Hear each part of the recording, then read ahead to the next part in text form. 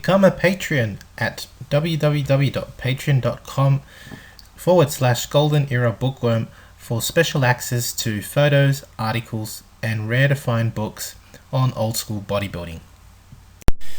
Hi everybody, Golden Era Bookworm here. Today we continue with the Golden Era series on Sergio Oliva, focusing on the blueprint to the myth. In today's video we look at how Sergio developed his incredible chest, tapering at 50 inches using a routine he used in the mid-60s. Now, I have already described the blueprint to Sergio's foundation to strength, which was through years of hard manual labor and weightlifting in his teens and early 20s. But now the focus of this series has shifted to exploring his earliest bodybuilding routines and the effects that they had on his incredible muscular development, which by the mid-60s was already rather impressive, but had not completely reached its full potential. Now, during the early 60s, Sergio had been initially using PHA style of training, and later on, Sergio developed his bodybuilding techniques further by studying the champs of the day. In today's focus is on how Sergio achieved his massive 50-inch chest, as shown here in this fantastic side chest pose. I mean, you could almost serve a glass or even several glasses on that chest. It's not a chest, it's a rack, for God's sake. It's a barrel. Look at that. It's so beautiful and impressive. One of the best side chest poses I've ever seen of Sergio Oliva. Now let's have a look at his mid-60s 50-inch chest routine.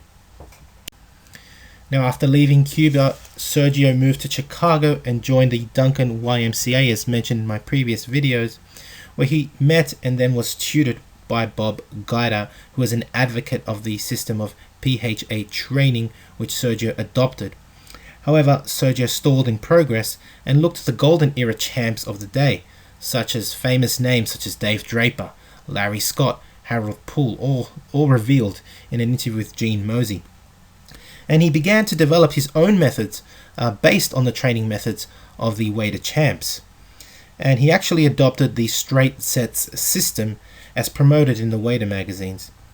Here's a great shot of Dave Draper, the blonde bomber winning Mr. America in 1965, and everybody is just in awe looking at him like he was a goddamn statue carved out of marble, and he definitely looks like that, doesn't he? Phenomenal shot of the blonde bomber, Dave Draper.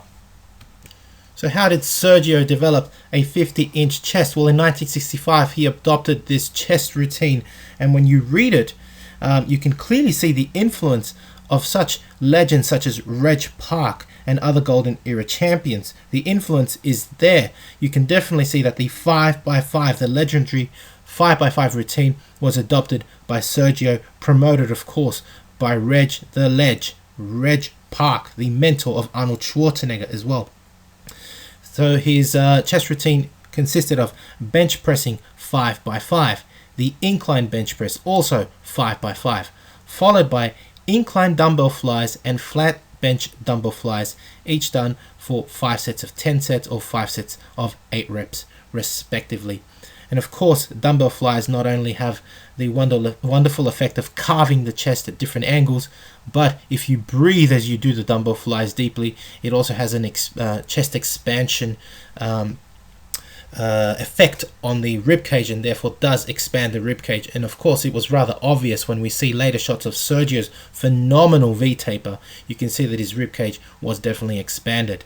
This is a very, I would say, a very awesome routine for developing the chest. The combination is awesome, using the 5x5 along with so many flies, which would also expand the rib cage. Not necessarily the pullover was used. You can see that it was just flies, and the pullover doesn't necessarily have to be used. Dumbbell flies are also an excellent way of expanding the rib cage.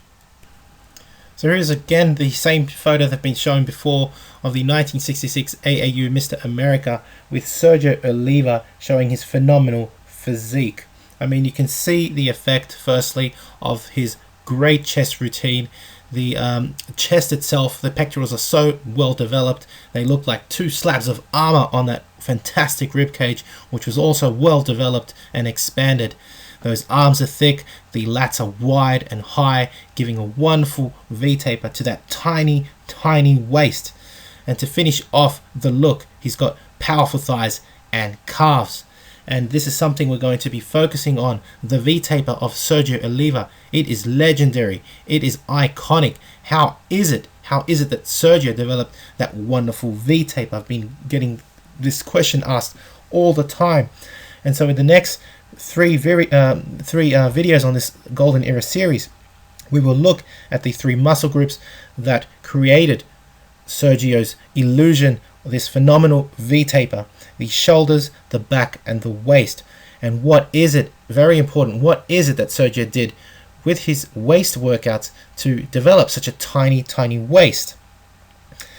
These are the questions that will be answered. What is it that he did to keep the waist small and muscular?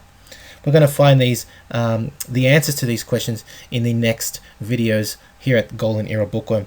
So I hope you've enjoyed watching the video. If you have, please give it a thumbs up. Subscribe if you haven't to the Golden Era Bookworm. Thank you for watching, and leave me your comments. If you would like to donate, please go to PayPal and donate with the address given in the description below. Or if you'd like to equally become a Patreon, go to www.patreon.com/Golden Era Bookworm, where you have access to photos, articles, and rare, hard to find books. That's it for me. This is the Golden Era Bookworm. Bye for now.